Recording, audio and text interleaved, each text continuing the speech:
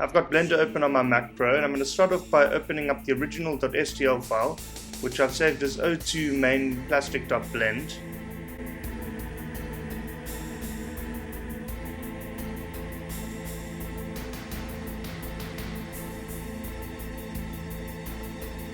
Okay, from here I'm going to change the view to a wireframe view.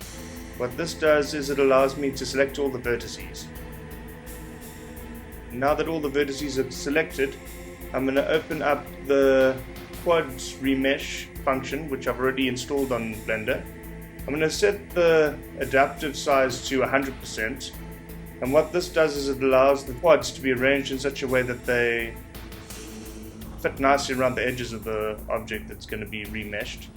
I've also set the quad count to 100,000, so this allows the output model to be at a high fidelity, as close to the original as possible. So let's just see how this looks.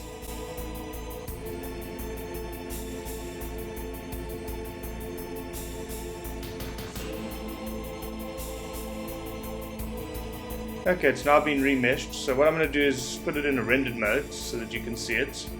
I'm going to take it and put it back into object mode to get rid of the mesh. Okay, so now let's just take a look at the model. Okay, you can see that it has been converted successfully into quads, but if you look at the edges of the model, you see that there are still some issues with the model.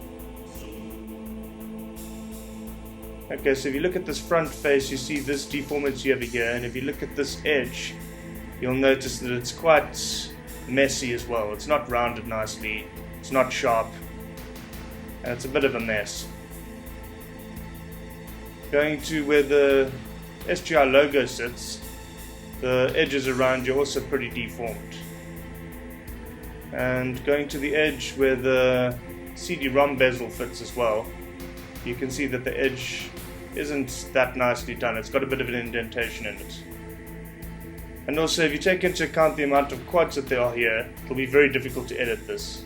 So what I'm going to do now is I'm going to load up the model that I'm busy working on. And let's take a look at this one.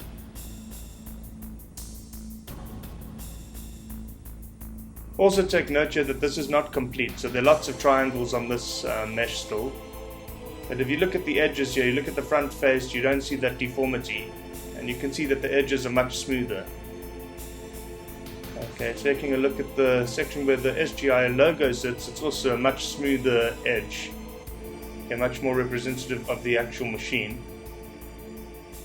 And moving over to the area which you could say in which the CD-ROM bezel sits, it's also a lot more, I would say, accurate when you compare it to the actual machine. So this little demonstration, or should I say, I just wanted to demonstrate to you that yes, there are functions such as Quad Remesher which are fantastic functions, but when you're looking at a complex body such as an O2 plastic, it's quite complex, so it's very difficult for an algorithm such as Quad Remesher to actually effectively remesh your mesh in such a way that it can be useful for 3D printing. I hope you enjoyed the video, and thanks very much for watching.